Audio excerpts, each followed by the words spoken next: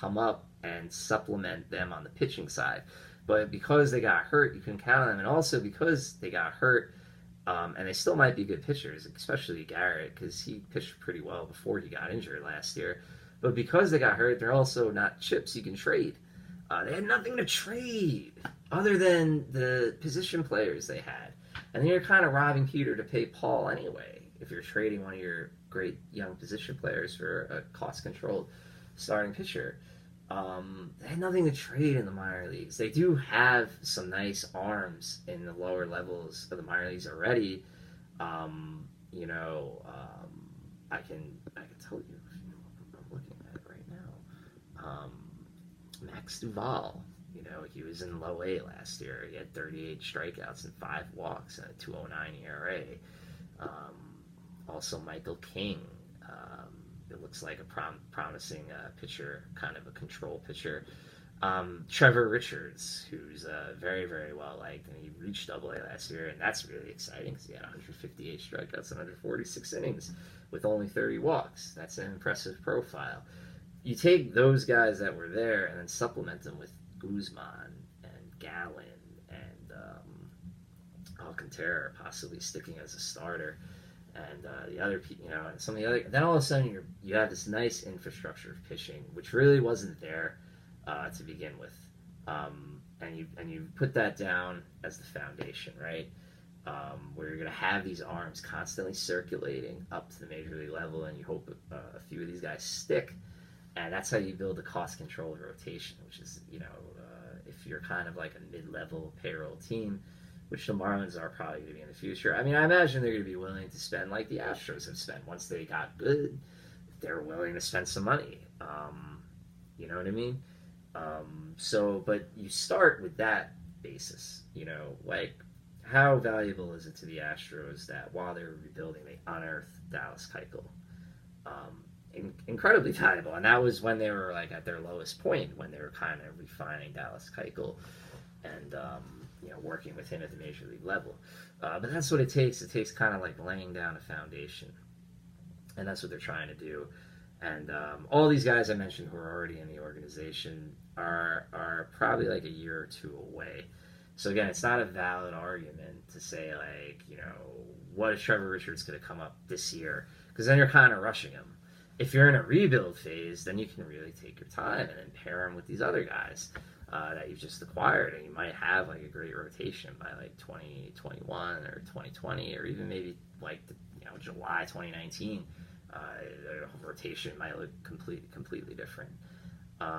So yeah, like that's kind of like my thoughts on it, because I just feel the reaction's been so one-sided. And the thing that really kind of also like bugs me about it is, like, I feel like, you know, you look at like where the White Sox are, right? And they have a very exciting core of young players, and they'll probably be really good.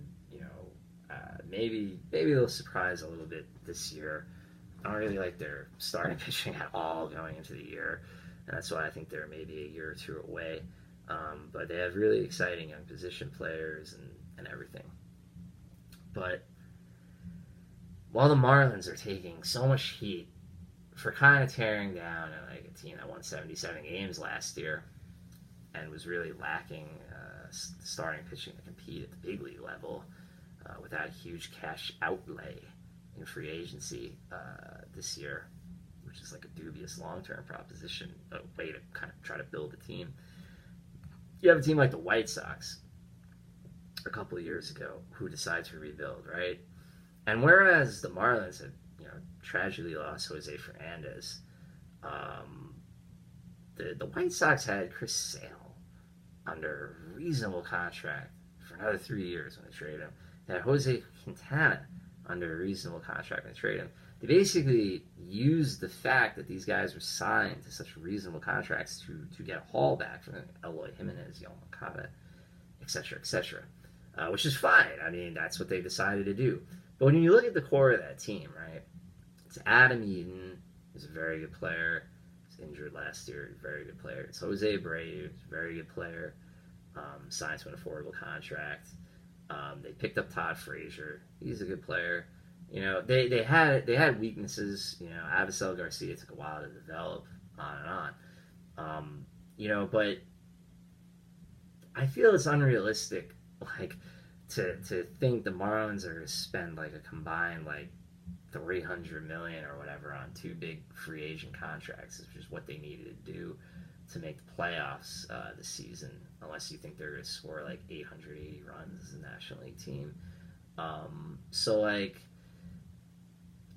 why do they take all the heat for rebuilding? And like the White Sox, when this was going on, it was like, yeah, the White Sox need to rebuild. They play in Chicago. It's a bigger market. It's a more dedicated fan base, and they rebuilt. The Marlins are not in a great market for, I know, and I'm not trying to insult. I know there's hardcore Marlins fans out there. I understand that, but for the most part, they don't have that kind of rabid following like that the White Sox would have. Whereas the White Sox don't do huge attendance numbers, but they have. It's Chicago. It's Chicago, man. So, and that team made the decision to rebuild. And not only that, they're in a position where they really didn't have to spend big on free agent stars. They kind of had to spend big on position players. Like, the White Sox could have bought in Neil Walker. They could have done a million things. Jay Bruce. I mean, I would have to, like, look at who's available, say, like, post 2015, where the White Sox could have had, like, a huge offseason. The White Sox had, let's compare the two teams. Like, say, White Sox circa 2016 versus the Marlins before the White Sox traded Sale and they traded Quintana in season last year. They had two great starting pitchers, and Sale's an uber starting pitcher. Quintana's like a mere mortal, like borderline number one starter. They also had a closer, which you have to spend a lot of money. They already had a closer in David Robertson, right? So what they really needed to do is spend a lot on position players to supplement Abreu and the other guys, and Eaton and stuff like that. And they could have built a team conceivably that could score like 770, 780 runs, and allow 710, 700 or whatever, and been a really, really good team. And they decided not to do that. They had another rough year in 2016, and they looked at what they had, and they looked at all the talent that they had.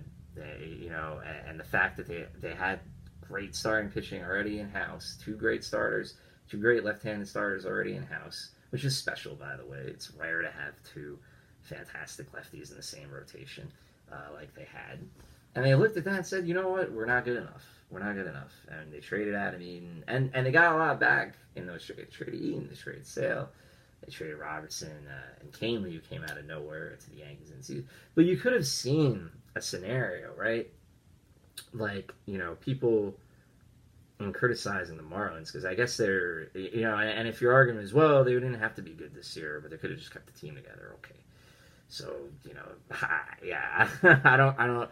So you get another year closer to Stan opting out, and Ozuna gets more expensive, and Real Muto as well. But whatever, just kind of just shiftlessly drift for another year and hope, I guess, for some of the pitching to come up, and maybe they could have done better in 2019. If Richards was ready and Garrett came back from the Tommy John, even though he's barely pitched in the minor leagues. So it's all kind of like unrealistic to me, this pathway for the Marlins contending in the near future without, again, them like spending a ton of money.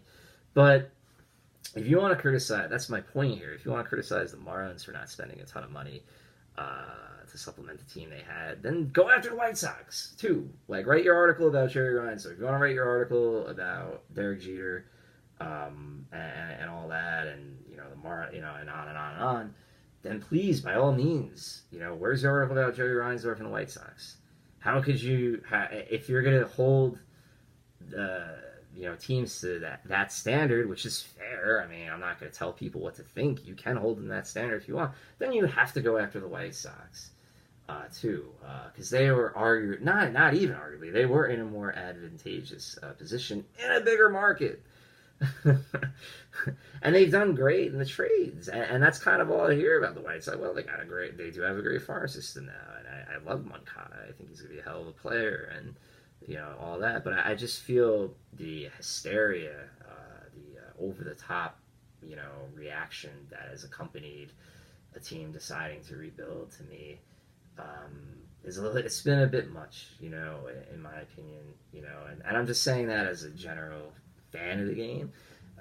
Again, I understand if these fans, these specific fan bases, fans of these specific fan bases. I'm a master orator. I understand them getting very heated over what's going on, but columnists, I think you got to take like a wider shot, a wider viewpoint, pan the camera back a little bit, and I think you'll see kind of why the Marlins are doing what they're doing.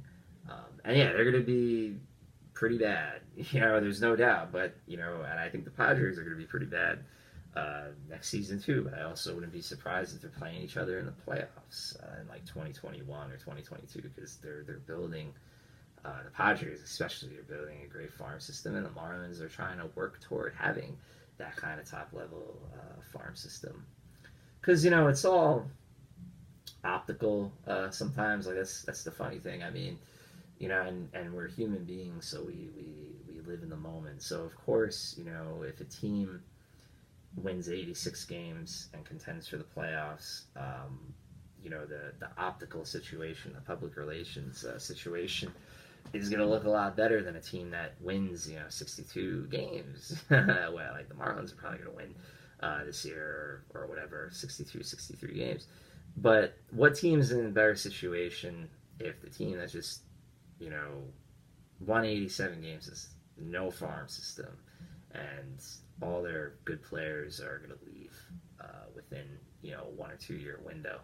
And that team that just lost 99 games is building a great infrastructure to be good for 5 or 6 years. I mean, of course, it's the team that's rebuilding. And there's been really a huge backlash. And that's like kind of a whole other story too. Like, I think the free agent market this year, it's a combination of things. It's Scott Boras repping so many of these players, and he always takes forever to negotiate deals. And it's also the fact that you have a fantastic free agent class next year. So a lot of teams don't want to spend. They're looking at it and they're saying, I'd rather be in on Manny Machado next offseason than give Mike Moustakas, who is a very good player, like a 5-year, $25 million deal. I'd rather be in on Machado or in on Donaldson, who's also going to be a free agent.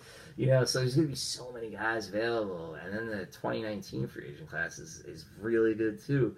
So I think that's part of it. And like, it's so funny that I'm kind of sitting here.